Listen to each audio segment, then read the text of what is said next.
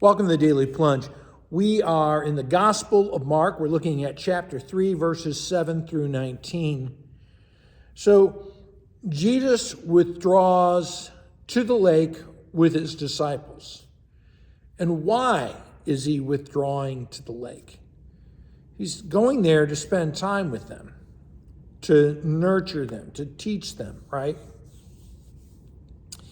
But the crowd gets wind of this, and a large crowd comes from Galilee and follows him. It says that in verse 8 that they heard all that he was doing, that all the things that he was doing that was pointing to the kingdom. And so they hear that he's doing good, that he's bringing the kingdom, that he's healing people, casting out demons. And so they're there for the freebies, for the bennies, right? They're coming not on the terms of the kingdom, but on their own terms. They're not coming to surrender themselves to Jesus. They're looking for him to give them the stuff they want. They're making demands of him. And one of the things, because of the crowd, he told his disciples, get a small boat ready, because these people, there's so many of them, they're going to push me and crush me. So he heals many as they're pushing forward. But whenever the impure, the demonic spirits encounter Jesus, they fall down, they cry out, and they say, you are the Son of God. So it's funny that human beings don't know this, but the demonic spirits are not confused.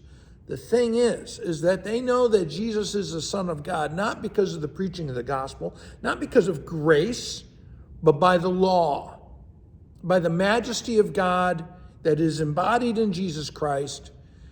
They know who he is. This is the law.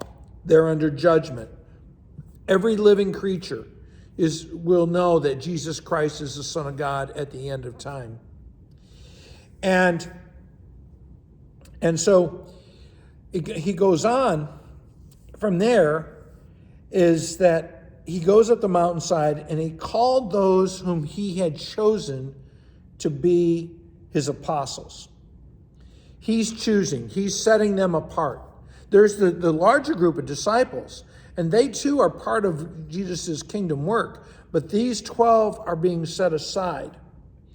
And it says right there in verse 13 that they are to come to him and that they might be with him in verse 14. They're to spend time with Jesus. They are with the good shepherd to learn how to be the under shepherds. They are apprenticing under Jesus. And for what purpose? Not just that they would know him and spend time with him, but then that he would send them out to preach and to give them authority to drive out the demonic.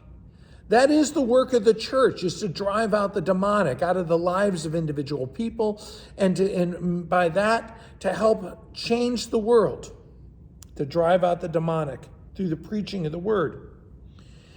And so then you have the calling of the 12, and they're all named there. The thing is the last one is Judas Iscariot. And that even Jesus has somebody who stabs him in the back, right? That even Jesus called a man who would not just bail on him, but betray him. Now, Jesus is sending the apostles, the future apostles, and all of his disciples to bring the kingdom. He sends them out to bring the good news, to bring the life-changing word of God to others. And that's what we're talking about in this passage today. I want to encourage you to go back, read the passage, look for those words that really pop out and surprise you. If you're getting anything out of the Daily Plunge, please make sure to like, comment, subscribe, and especially share it everywhere you possibly can. Thanks, my friends. Have a blessed day.